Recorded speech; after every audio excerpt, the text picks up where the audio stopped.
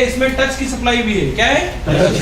CTP या फिर TP लिख के है तो वो हमारा क्या हो गया? टच का सप्लाई। टच का मैं बताता हूँ, साथ ही साथ इसमें लाइट का भी सेक्शन रहता है। एक डिस्प्ले की लाइन क्या है हमारी? दूसरी, तीसरी, चौथी, 3 और चौथी किस चीज के लिए है? ग्राफिक के लिए।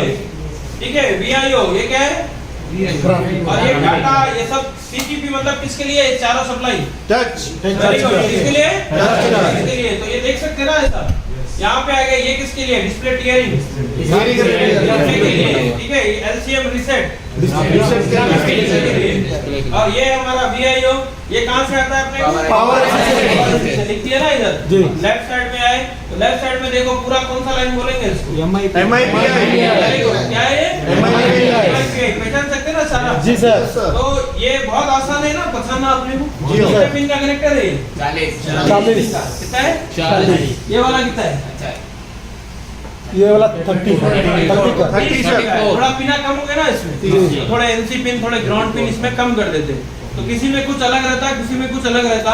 तो ये जो नाम है, नाम चेंज होते रहते हैं। आपको नाम याद रखना है, वही इंपॉर्टेंट है।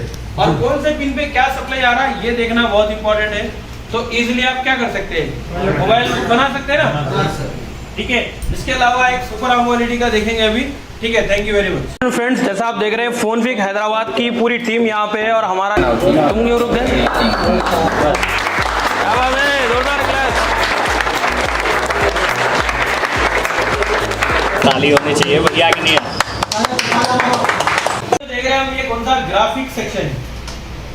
क्या देख रहे हैं? तो ये कौन सा मॉडल है? नोटेड प्रो का मॉडल है। तो इसमें जो मिला हमको कनेक्टर, 40 पिन का कनेक्टर मिला। कितना मिले? 40। तो ग्राफिक के लिए जो जो सप्लाई इंपॉर्टेंट है और कहाँ से आती है, कुछ चाहिए अपने को सिग्नल लाइंस, कुछ चाहिए वोल्टेज। तो वोल्टेज कुछ पावर से आता है और कुछ ग्राफिक IC से। कहाँ से? ग्राफिक IC से। कुछ पावर IC से और कुछ ग्राफिक IC से। तो ग्राफिक IC से कौन से वोल्टेज आते हैं, उसका नाम क्या है? और पावर से आ रहे हैं तो उसका नाम क्या है? और CPU से जो सिग्नल लाइंस आ रहे हैं, जो डाटा लाइंस आ रहे हैं, उसका नाम क्या है? उस पर कितना वोल्टेज आता है ये देखेंगे। ठीक है। तो यहाँ पे हम लोग कनेक्टर बना लिए 40 पिन का कनेक्टर, और ये जो बना है Redmi Note 8 Pro का कनेक्टर। ठीक है। तो इसमें जो CPU से लाइनें आती है सारी यहाँ पे हमने बना दी है। तो सबसे पहले हम कोई ग्राफिक का फॉल्ट आया तो हम पहले आई स्कैनिंग करेंगे। कनेक्टर लूज है, डैमेज है, वाटर डैमेज है, पिन तो नहीं टूट गया, ये सारी चीज चेक कर लेंगे। कभी कभार डिस्प्ले के अंदर भी प्रॉब्लम आता है तो डिस्प्ले के अंदर का कनेक्टर भी देखना है, ये कनेक्टर और डिस्प्ले का कनेक्टर। उसके बाद सबसे पहले रिपेयरिंग के लिए हम करते हैं कूल टेस्टिंग। क्या करेंगे? Cool testing. कूल टेस्टिंग में जो सप्लाई लाइन है वहां पे अपने को GR आना चाहिए। तो जो GR आना चाहिए उतना ही आना चाहिए, ना कम आना चाहिए ना ज्यादा, ना तो उसमें बीप आनी चाहिए। बीप आ गया मतलब लाइन शॉर्ट हो गई, और वैल्यू जितनी आना है उससे बढ़ गई या घट गई तो उसको लीकेज बोलेंगे। क्या बोलते हैं? मतलब रजिस्टर की वैल्यू लीकेज हो गई, या तो फिर IC से ही वैल्यू क्या हो गया, वो गलत वैल्यू आ रहा है, तो सही से रिवॉल्व करके डालना है, या कंपोनेंट है तो रिप्लेस करना है। और IC अगर रिवॉल्व करने से नहीं काम बन रहा तो चेंज भी करना पड़ेगा। ठीक है। ये चीज याद रखना है। तो सबसे पहले जो हम लाइन देखते हैं MIPI लाइन, थोड़ा बोलना क्या देखेंगे? दूसरा नाम क्या है? DSI। MIPI मतलब मोबाइल इंडस्ट्री प्रोसेसर इंटरफेस, ये फुल फॉर्म है उसका। इतना याद नहीं भी रखे तो डिस्प्ले सीरियल इंटरफेस तो याद रखना है। ठीक है। कितने लाइन है टोटल? ये 10 लाइन है, जिसमें 5 डुअल कॉइल लगे हैं, जिसको हम EMI फिल्टर्स बोलते हैं। ठीक है। ये फिल्टर कॉइल्स है, यहाँ से सप्लाई, यहाँ से डाटा निकलेगा और इसमें से होकर के कॉइल में से होकर के किधर सिग्नल को फिल्टर करने के लिए बीच में लगा दिए।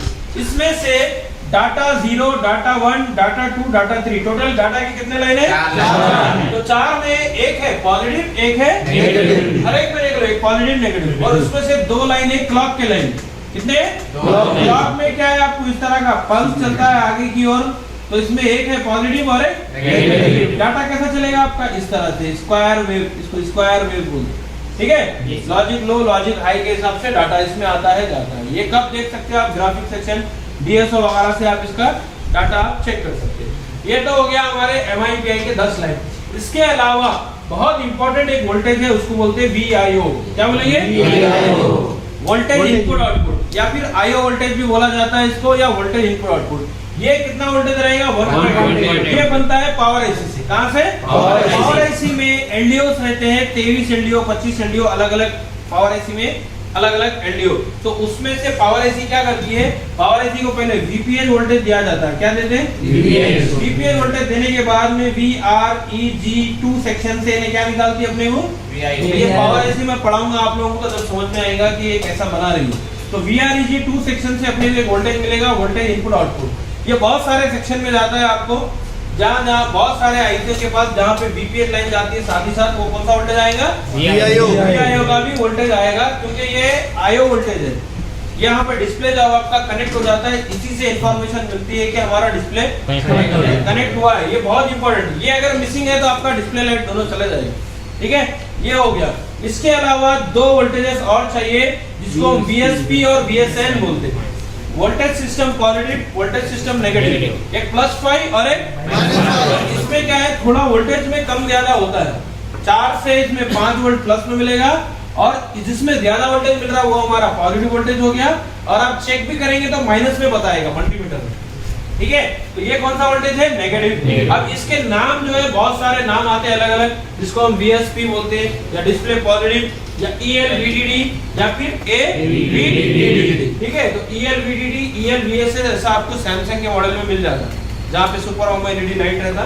उसके अंदर वोल्टेज तो ऐसे ही रहेंगे, लेकिन नाम क्या हो जाएगा? चेंज हो जाएगा। तो ये दोनों वोल्टेज जो बनाते हैं हमारे, वो बनाती है ग्राफिक आईसी। कौन बनाएगी? अगर PMI रही तो PMI बनाएगी, PML रही तो PML बनाएगी। अगर 15 वोल्ट का ग्राफिक आईसी रहा तो फिर कौन बनाएगा? वो 15 वोल्ट का ग्राफिक आईसी। ये वोल्टेज जो +5 -5 पावर आईसी से कभी भी नहीं बनते। ठीक है, कहां से बनेंगे? ग्राफिक आईसी से। ये दो वोल्टेजेस हो गए। अब इसके अलावा इतनी सारी हमारी सिग्नल लाइंस, तो सारे के सारे सीपीयू से कनेक्टेड। कहां से? पहला जो लाइन है हमारा LCD NTC, LCD negative temperature coefficient, यानी LCD अगर आपका हीट हो रहा है, गर्म हो रहा है, उसका भी इंफॉर्मेशन किसको चाहिए? सीपीयू को चाहिए। फिर सीपीयू डिस्प्ले पे अपने को मैसेज शो करेगा सॉफ्टवेयर के थ्रू कि आपका LCD क्या हो रहा है? हीट हो रहा है। ये लेटेस्ट मॉडल में मिलेगा आपको, पुराना में नहीं मिलेगा। NTC लाइन, इसमें कितना वोल्टेज चेक कर लेना है आपने? 1.8। इसके बाद में LCM रीसेट लाइन, कौन सा है दूसरा? LCM reset. सीधा कहां से कनेक्टेड? अब बहुत बार आपके फोन में red display, blue display, black display आ जाता है। इस लाइन में से अगर सिग्नल मिसिंग हो जाए तो बहुत बार आप देखिए, या तो सीपीयू रिवॉल्व करते, या तो सीपीयू को स्क्रैच करके नोट फॉर वगैरह में से एक जंपर निकाल लेते, रीसेट लाइन मिसिंग हो गई होगी। सुने ऐसा? MI के काफी सारे फोनों में बहुत ज्यादा प्रॉब्लम आती है ब्लू डिस्प्ले, व्हाइट डिस्प्ले का। तो उसमें आपको सीधा डायरेक्टली सीपीयू रिवॉल्व करना है। क्या करना है? और बहुत बार क्या होता है, इस लाइन में बीच में आपको रेजिस्टेंस रहते हैं, कभी वोल्टेज मिसिंग हो जाता है। पुल अप रेजिस्टर का यूज करते हैं, पावर एसी से वोल्टेज देते 1.8 और बीच में एक रेजिस्टर लगा देते। तो रेजिस्टर पे वोल्टेज नहीं आ रहा, रेजिस्टर को निकाल दिए, या रेजिस्टर का वैल्यू कम ज्यादा हो गया, या फिर आपका सीपीयू अगर से ड्राई शॉट हो गया, तो फिर पहली बार मोबाइल खुलेगा, MI अच्छा दिखेगा। जैसे मोबाइल खुला, खुलते ही पूरा ब्लू डिस्प्ले, उसके बाद अपन यूज भी नहीं कर सकते उसको। सीधा उस कंडीशन में क्या कर देते हैं अपन? सीपीयू रिकॉल कर देना। फाइनल सॉल्यूशन बहुत सारे सेटों में ऐसा दिखेगा आपको, डायरेक्ट क्या करना है? क्योंकि देखो सब ट्रैक ओके रहते, GR ओके रहता, वोल्टेज ओके रहता, लेकिन सीपीयू से जब डाटा नहीं आता, इन सारों में से या इनमें से कोई भी डाटा मिसिंग हो गया, तो फिर ग्राफिक चला गया आपका, नहीं आता। सीधा सीधा क्या कर देना? तो कभी आपका ट्रैक कट हो जाता, कभी लाइन आपकी शॉर्ट हो जाती, कभी सिग्नल क्या हो जाता उसमें से मिसिंग हो जाता। सिग्नल अगर नहीं आ रहा तो हमको सीपीयू रिवॉल्व करना है। ट्रैक ब्रेक हो गई तो हम ट्रैक बना देते, कंपोनेंट सीरीज वाला कंपोनेंट चेक करके ट्रैक बना देते। अगर लाइन अगर से शॉर्ट हो गई आपकी तो पैरेलल वाला कंपोनेंट हम रिमूव कर देते। लेकिन अगर सिग्नल ही नहीं आ रहा तो फिर किस पे काम करना है? समझ गए? तो मैक्सिमम फोनों में अगर आप देखोगे तो सीपीयू ड्राई शॉट हो जाने के कारण वहां से सिग्नल क्या हो जाता आपका? चले जाता, डिस्प्ले उसमें नहीं आता। तो फिर सीधा क्या करेंगे? सीपीयू को रिवॉल्व करेंगे। 100% काम करता है, बहुत बार आप देखो बना के। अब इसके बाद इसमें है डिस्प्ले टीयरिंग इफेक्ट। क्या है? बताया, मैं इमेज भी बताया आपको कैसा फॉल्ट आता है इसमें। एरर INT और एक डिस्प्ले डिटेक्शन पिन के 2 पिन है। कितने? तो ये तीनों लाइन भी बहुत जरूरी है। डिस्प्ले डिटेक्शन है, ये क्या है? डिटेक्ट करना मतलब डिस्प्ले लगा तो डिटेक्ट करना। और ये कब आएगा इसको वोल्टेज? जब आप सेट को चालू कर देंगे। समझ में आ रहा है? तो सेकेंडरी जो वोल्टेजेस रहते हैं आप सेट को चालू करने के बाद, और बंद कंडीशन में VPH वोल्टेज आता, पता है ना आपको? तो ये हम जो मॉडल देखे अभी Redmi Note 8 Pro का, अभी यहाँ से लाइव आपके सामने आप लोग ही पसंद करें ना ये? मैं तो ओपन नहीं करा अपनी मर्जी से। तो समझ में आया आपको ये? इसके अलावा अपन यहाँ पे देखे इसमें टच की सप्लाई भी है। क्या है?